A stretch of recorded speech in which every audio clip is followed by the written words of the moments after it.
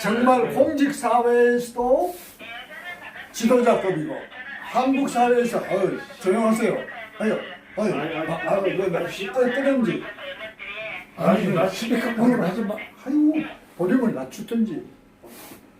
공직 사회에 진짜 이런 사람들이 아까 우리 청와대에서 얘기하는 김혜숙 그 인사수석의 압력 때문에 법에 반한 결정을 하는 거야. 그래서 이건 당해보지 않으면 정말로 이 기막히고 속 터지는 거를 몰라요. 법은 이렇게 하라고 해놨는데 법의 규정에 법이 어디 뭐 공지에 그룹 잡는 것도 아니고 딱 컴퓨터에 들어가면 법령이 딱 나오잖아. 몇 조 뭐 이렇게 쫙 나오잖아.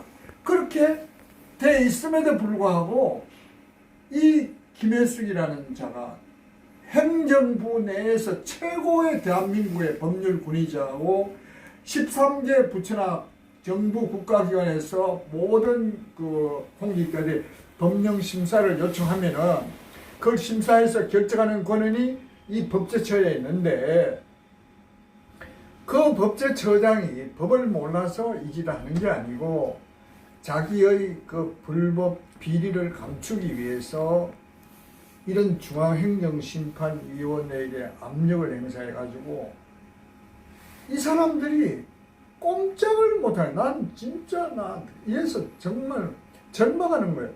어떻게 우리 사회에 이렇게 지도청이 있고 대한민국 행정부 내에 준사법기관이라 하는 이런 엘리트들이 67명이나 모인 이 집단에서 법에 하라고 해놨는데 위에서 그거 공개하지 말라고 그러니까 공개 안 하는 게 맞습니다 하고 같이 동조해가 불법을 자행을 한 거야. 정말 피 터지는 일이야. 완전히. 예? 그리고 이거는 이제 문재인하고 그 이낙연 총리하고 부총리 장관 전부를 행정부에 국무위원들 전원을 이적죄로 형법 99조의 그 이적죄로 이렇게 고소를 한 거예요. 그리고 이제 요거는 이제 국회의원 그 288명을 고소한 거예요. 근데 이제 이게 지금 어디까지 와 있냐? 지방검찰, 고등검찰 들어가서 이게 서울 고등법원의 사법부 판사가 판결하는 서울 고등법원에 지금 계류 중인 거예요. 근데 여기에서 우리가 이제 주목할 건 지난번에 그 국회 패스트트릭 사건으로 막 국회하면 난리 공수처하고 뭐 선거법 때문에 난리 났잖아요. 그래가지고 그 검사들이 기소를 했는데 그 자유한국당 의원 22명, 민주당 의원 5명, 그러니까 27명을 기소했는데 그거에 뭐 온 4.16 총선에 결정적인 뭐 대단한 변수가 될 것이라 며칠째 그냥 나팔을 불고 신문, 텔레비 할 것 방송했는데 그거는 이 국회 내가 지금 고소한 이 사건에 비하면 아무것도 아닌 거야. 그거는 기껏 해봐야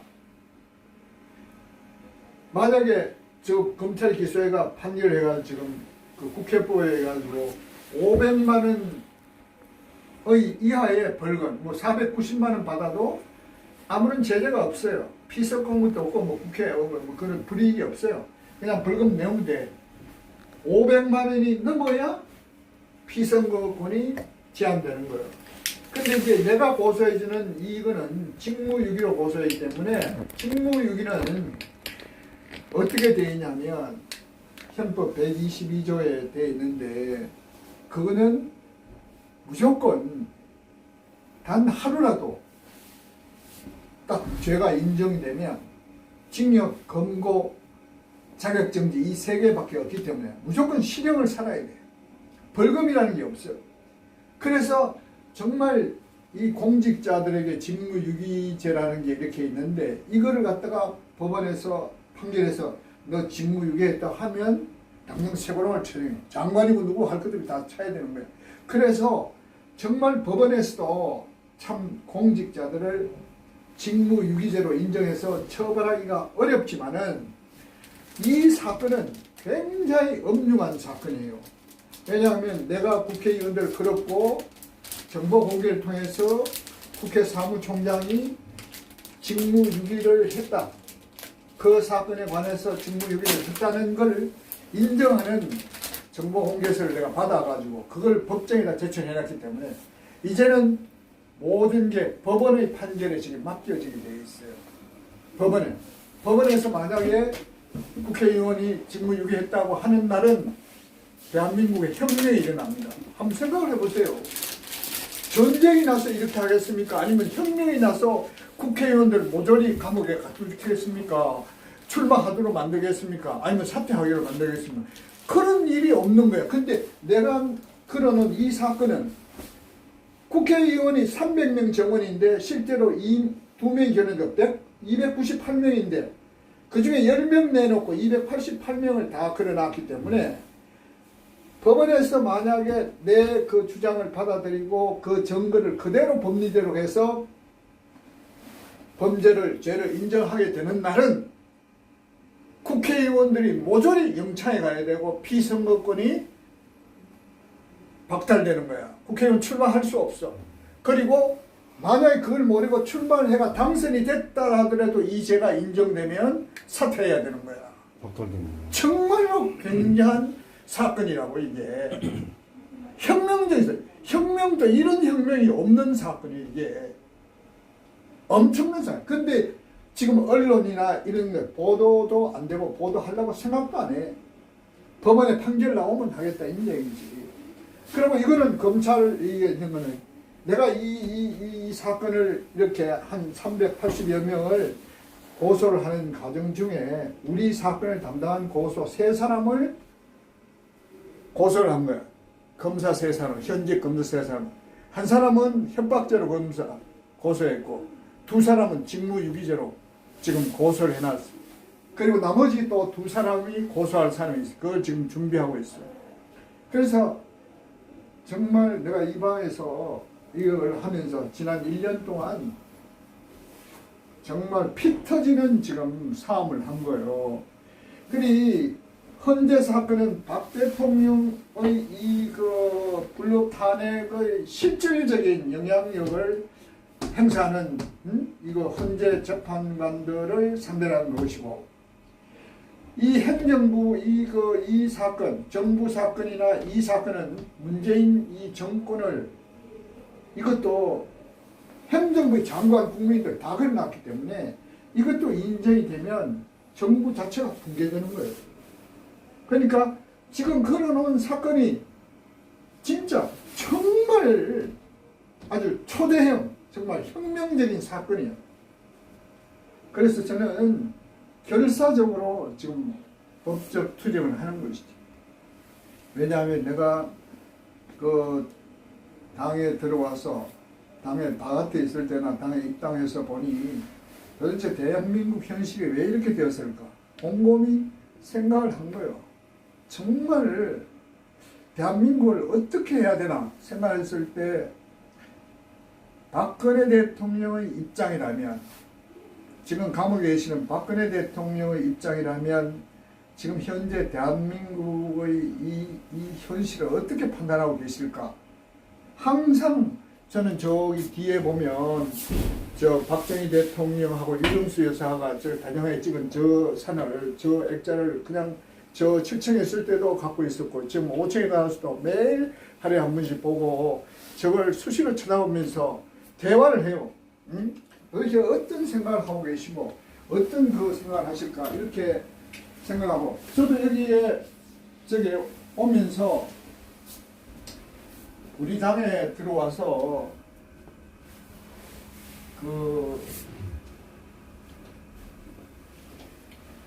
한 1년여 정도 그래서 우리 박근혜 대통령에게 한 30통 정도의 편지를 썼어요.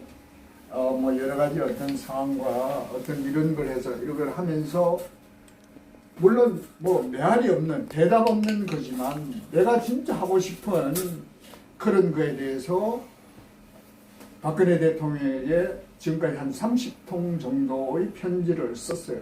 쓰고 어쨌든 내가 하고 된 건 나는 이렇게 해서 이렇게 했습니다 하고 보고하는 형식으로 편지를 썼습니다. 그래서 이 사건 전부 다 박근혜 대통령에게 보고되어 있습니다. 편지로. 그래서 저는 사명을 갖고 정말로 대한민국의 국민이라면 대한민국 국회를 모조리 그냥 확 갈아엎고 싶지 않겠냐. 그래서 정말 1년 전에 2020년 2월이니까 2019년 2월 달에 이 국회의원 288명을 고소를 한 거예요. 그 다음에 두 번째로 손댄 게 그 다음에 문재인 정권 이걸 엎어야 되겠다. 그래서 이적죄로 걸어서 이걸 모조리 다 고소를 한 것이고, 그 다음에 이제 박근혜 대통령의 직접적인 관계에 있는 헌재 재판관을 12월 6일 날 고소를 한 겁니다. 아니, 지금 이게 중앙행정심판 이 사건은 이 정부하고 굉장히 연동된 사건인데, 이 사건은 대전고등법원에 지금 재판부에 가 있고, 이거는 서울중앙지검에 있고, 국회 사건은 서울고등법원에 있고, 이거는 지금 이제 검찰에 지금 가 있습니다. 이거는 이제 또 고등검찰청에 가 있고, 지금 그렇게 했습니다. 그래서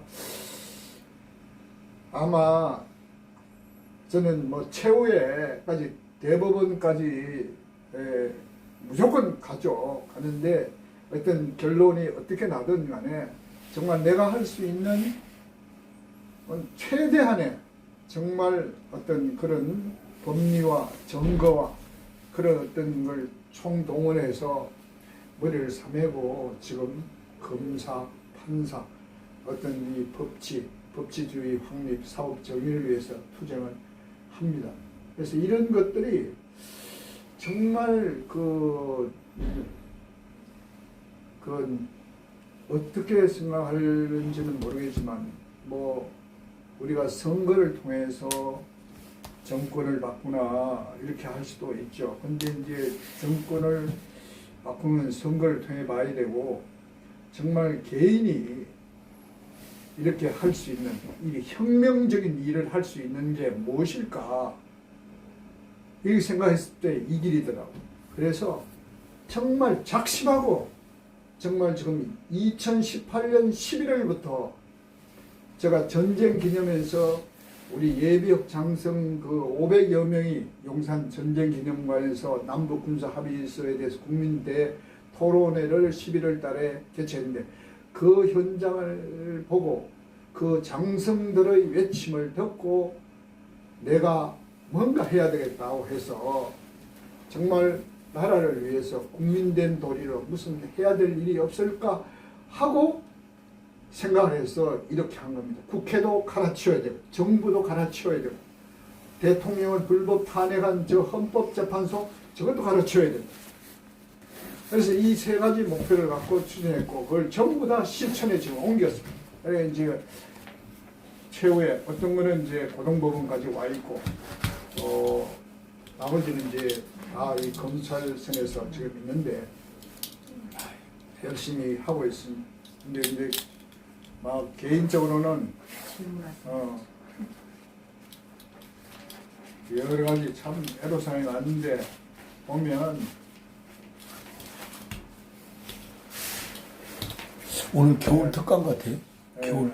그래서 우리가 이 법을 정말 자기가 고소를 당했다든가 법정에 서서 다퉈진 그런 입장이 아니면 이 억울한 심사, 이 불법 부당하고 부조리한 이 상태를 정말 매일매일 저 서류를 꾸미고 그 법전을 들이키고 판례를 그걸 하고, 여기서 제가 여기 와서 이거 하는데 한 열흘 정도는 방에서 이 방 뭐 또 실청에 있을 때마다 이 방에 와가지고 한 일주일 이상 내가 여기서 밤을 지새웠어요. 어떤 날은 이게 난방이 안 되고 준비 안 됐을 때 여기 뭐 하도 피곤하고 그러니까 자야 되겠는데 저게 엎드려서 그거 하기는 뭐고, 나도 급하니까 뭐 이 밑에 바닥에 신문을 깔아놓고 잤더만 냉방에 한 시간쯤 허리가 너무 추워서, 그래가지고 다시 또 저 앉아 골목에 있다가 도저히 안 돼가지고 저 난로를 산 거예요.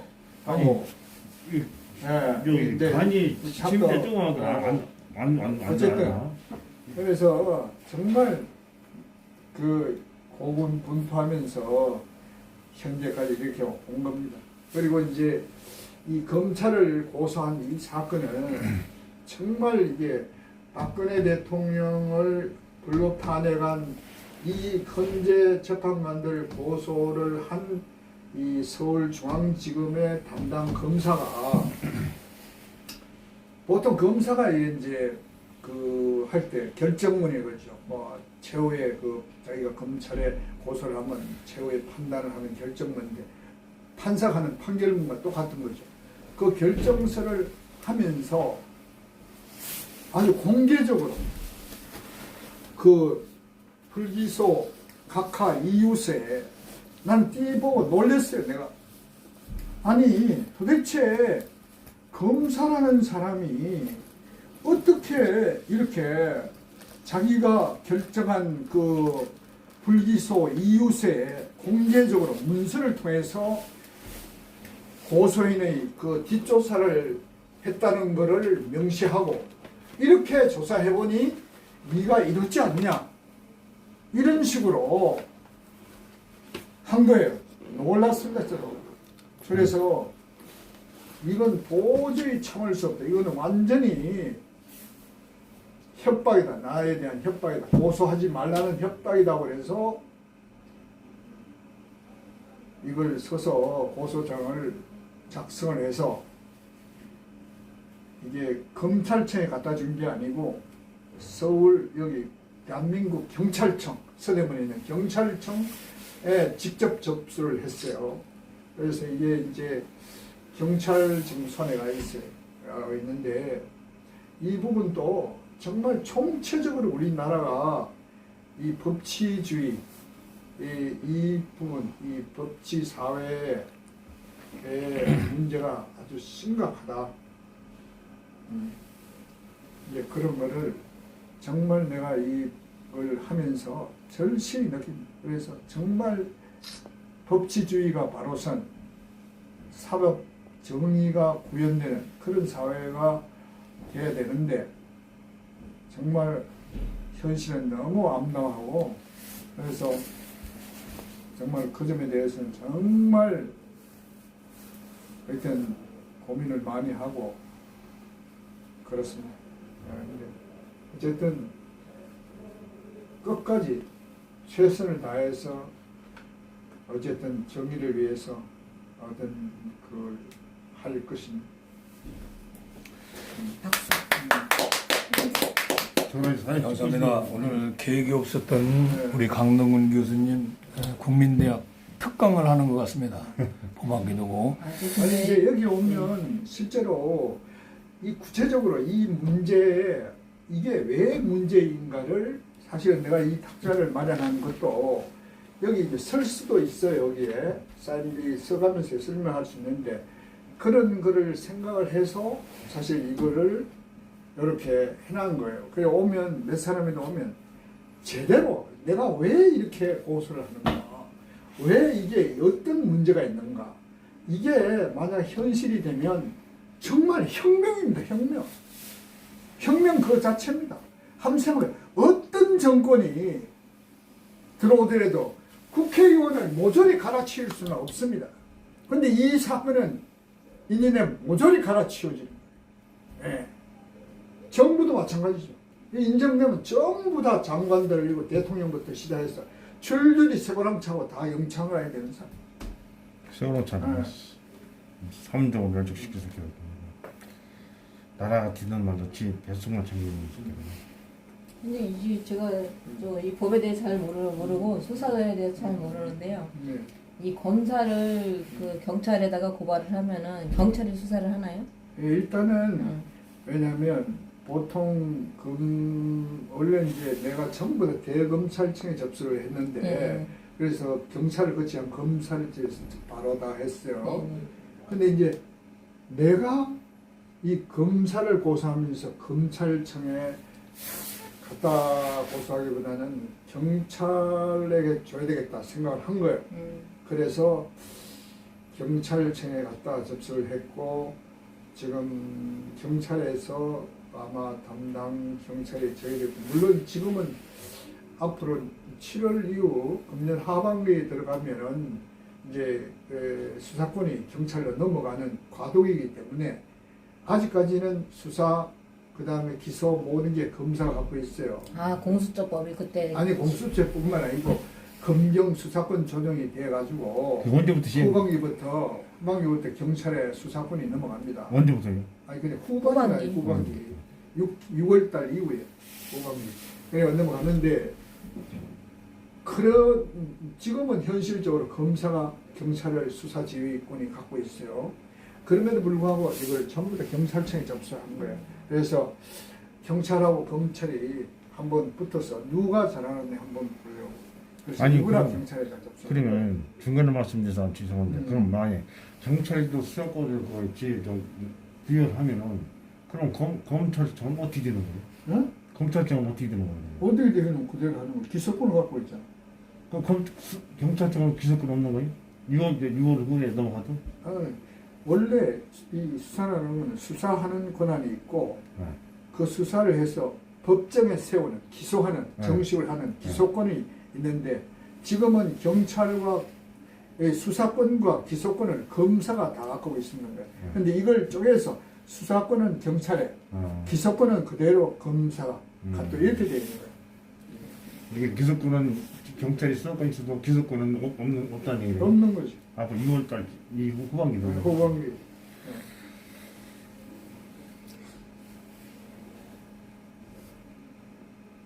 굉장히 어마어마하신 일을 하시는데. 그러니까 이제 내가 이게 당당하게 얘기해. 우리가 대한민국 혁명한다. 뭐 과연 혁명이지 뭐 이 사건 자체가 혁명이지. 말로 하는 게 아니고 실제로 대한민국은 어쨌든 법치국가이기 때문에 실제로 혁명이 될 수 있는 사건들을 전부 다 법정에다 정식으로 올려놓은 거예요. 네.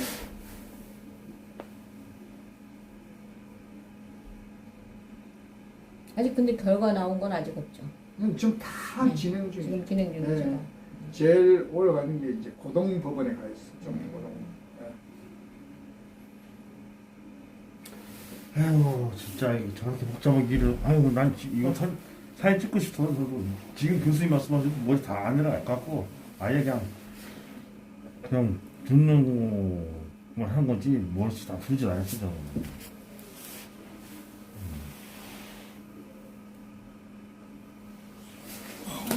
그 계획이 없던 특강을 들었습니다. 너무 감사하고 그거 그러지 않아도 한번 뵈면 조용한 기회에 서청대 국민대학을 우리가 하다가 중간에 말았잖아요. 네.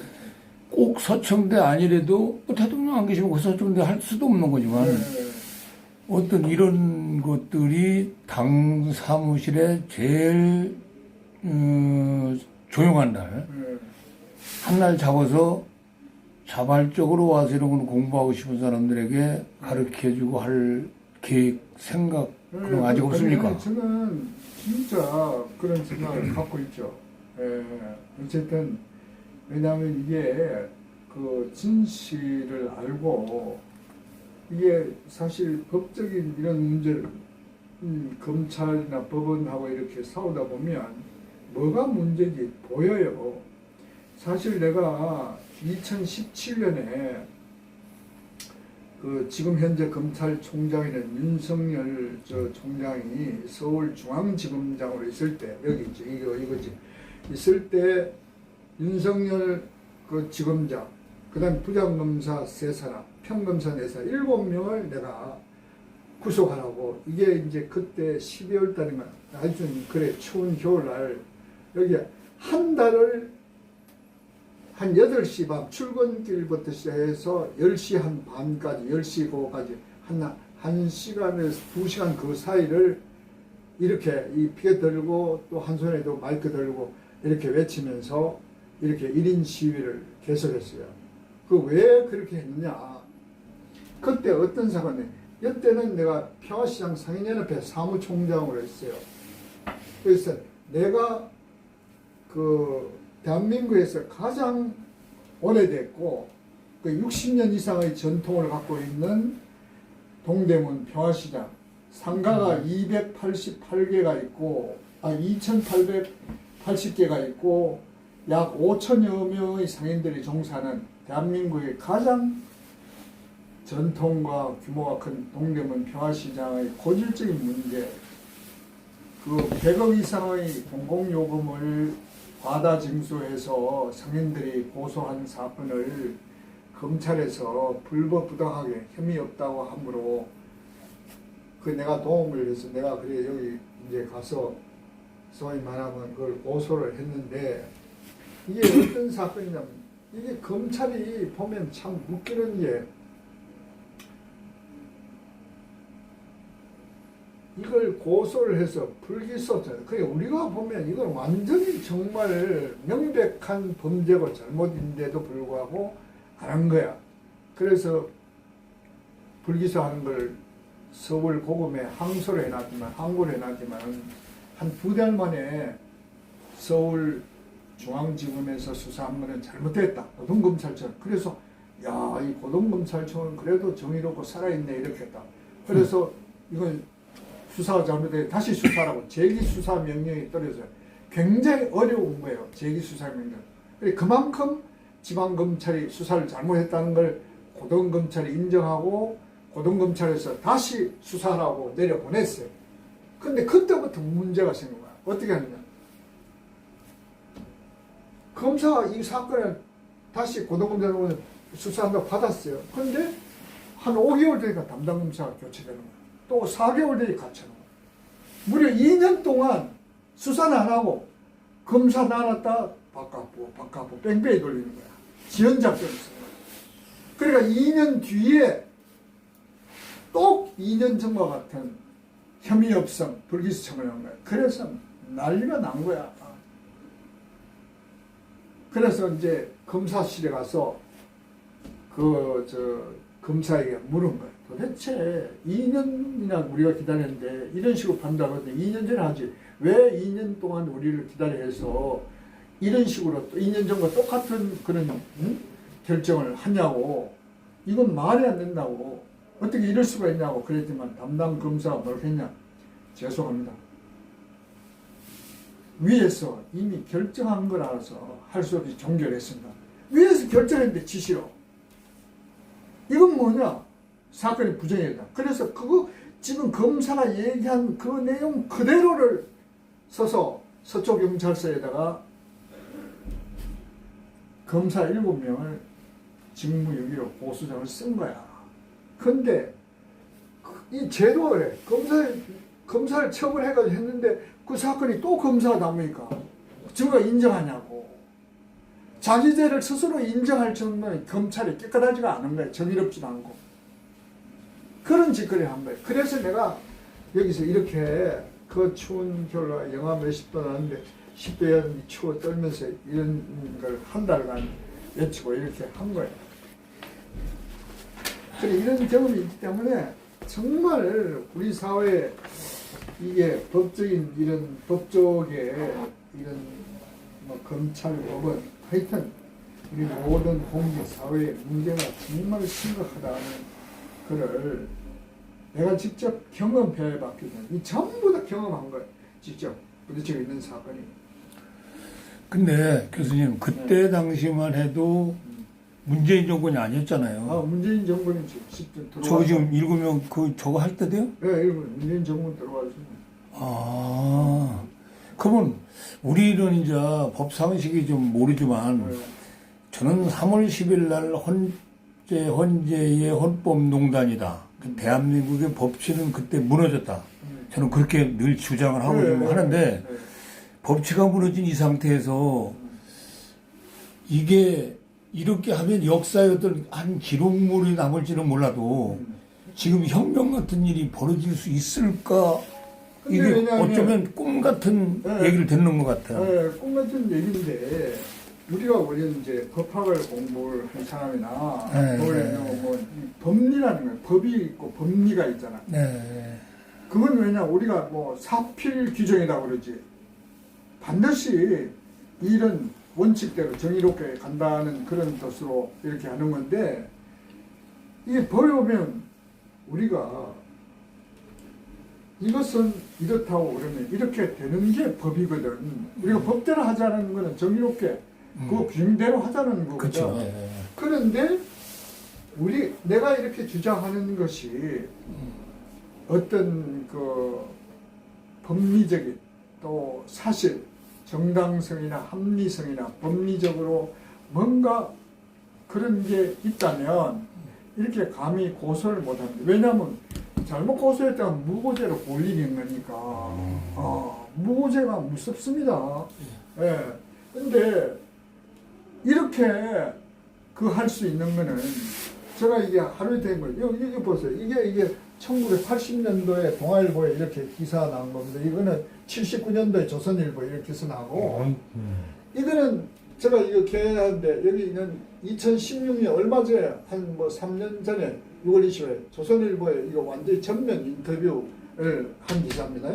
그런데 내가 법적으로 무슨 뭐 그런 게 없고 아무런 그걸 안 했다면 모르지만 수십 년 동안 이 공익소송, 이 사법 이런 걸 했고 나는 개인적으로 남을 고소하거나 소송에 해보지 않은 전부 다 공익과 사회 정의 이를 위해서 수십 년 동안 이걸 해가 왔단 말이에요. 네. 왔기 때문에 보이잖아요. 자기가 어떤 한계를 이렇게 10년 이상 뭘 하면 이게 잘못되고 못되고 이런 게 보이지 않습니까? 네, 보이잖아요. 이게 옳고 그러다는 판단이 있었다네. 그렇기 때문에 정의롭지 않고 법리적으로 타당하지 않는 걸 갖고 어거지로 뭐 이렇게 이렇게 하지를 않습니다. 예. 내가 법리적으로 판단해 이게 문제가 있고 그렇기 때문에 이렇게 투쟁하는 것이지. 아무리 대통령이 뭐 억울하다 하더라도 그게 법리적으로 따져봤을 때 문제가 없고 그냥 뭐 우리가 현직 대통령이 뭐 돈 안 받아 먹었는데 뭐 세월차 가오리가 있으니까 그렇다. 그래가 하는 건 아니라는 얘기야. 법이라는 게 있고 법을 통해서 이게 옳고 그름 시시 그래서 이렇게 달리는 것이 그게 우리가 이 나라가 법치주의 민주주의 사회이기 때문에 그래야 되는 거거든. 그 사실 거리에 가서 뭐 우리가 법이 없이 뭐 없는 그런 사회 잘못하면 남 딸이 목사가 서로 뭐 손으로가 주먹질하고 이렇게 싸우는 사회가 아니라는 말이야. 모든 것은 법정에 갖다 놓는 거예요. 네. 그래서 법이라는 게 어떤 의미에서 보면 굉장히 품위가 있고 교양이 있고 자제력이 있어야 돼. 왜냐면 여기 감정을 들이거나 그래서는 안 되거든. 냉정하게 의사가 사람 몸에 칼을 대가지고 해부해서 수술하는 것처럼 법조인도 냉정해야 되는 거예요. 옳고 그름 시시비를 정확히 가려니까. 그래서 냉정한 잣대로 봤을 때 문제가 있기 때문에 이렇게 하는 것이지. 그런 게 없으면 내가 이렇게 수십 년 동안 법과 이렇게 그걸 해왔는데 이렇게 할 수가 없어요. 소신과 신념을 갖고 하는 거예요. 네, 감사합니다. 네. 박수. 네, 오늘 본의 아니게 그 강동 교수님 그 방에 우리가 이제 3명이 찾아왔는데 와서 또 좋은 법학 강론을 들었습니다. 늘 음지에서 싸우는 것처럼 혼자 앉아서 쫙 들으셨잖아요. 한 열흘씩 여기서 주무시면서 이렇게 힘겹게 싸우시는 우리 교수님에게 진짜 뜨거운 박수 갈채를 보냅니다. 생각지 않았던 특강, 여러분 함께 생각하고 함께 하는 법치는 무너졌다. 그런데 그래도 교수님은 끝까지 법치는 그래서 저도 그 교회 하면서 그 제일 할 때 지금 얘기하신 대로 법이요가 제일 무서운 거예요. 관행으로 뭐로 다 넘어왔던데 한순간에 법이요 하면 그 법이 그대로 적용되는 거예요. 토시 하나 틀리지 않고 그런 자유민주주의 시장경제 제 법치가 살아 있을 때 교수님 강의를 들으면 쏙쏙쏙 머릿속에 들어갈 텐데 무너져버린 법제 속에서 들으니까 꿈꾸는 얘기 같고 환상적인 얘기 같은데 교수님도 인정했어요. 지금 이 무너지는 법제에서는 환상적인 꿈일 수도 있다. 그러나 법은 살아있기 때문에 존재할 가치가 있고 멋있고. 네, 그리고 네. 이제 현실적으로 보면 지금 우리가 그 윤석열 검찰총장을 우리가 비견을 해보면 그 문재인에게 임명장을 받고 검찰총장이 됐고 문재인이 그 수사를 뭐 살아있는 권력에도 철저히 수사하라고 이렇게 얘기를 했는데 근데 정작 검찰총장이 법대로 수사를 하자 문재인이 인사권을 행사해서 수사를 못하도록 아재 네. 이렇게 행사하는 건데 네, 그러니까요. 그럼에도 불구하고 우리 사회에 판사, 검사, 실제로 법조계에서 일하는 검사라든지 그 양석조 대검찰청 연구원 같은 보면 그 선배 그 검찰관 너가 검사냐고 대들었잖아요. 그런 의기 있는 살아있는 정의로운 검찰이 있는 거예요. 우리 사회에. 그리고 현직 판사들도 중에도 저가 이렇게 수많은 이런 판사와 검사들을 접해 보면서도 정말 그 훌륭한 판검사들이 있다는 것을 믿기 때문에 이렇게 하는 거예요. 법은 살아있고 법을 뭐 누구든지 마음대로 뭐 그걸 휴지처럼 뭐 우겨버리든지 찢어버리는데 휴지처럼 찢어버릴 수 있는 게 아니라 법은 언제든지 컴퓨터만 화면 들고 법전 나오면 다 나와 있어요. 그러니까 어찌할 수 없는 거예요. 법은 살아있는 거예요. 법대로 하는 사회를 만드는 것이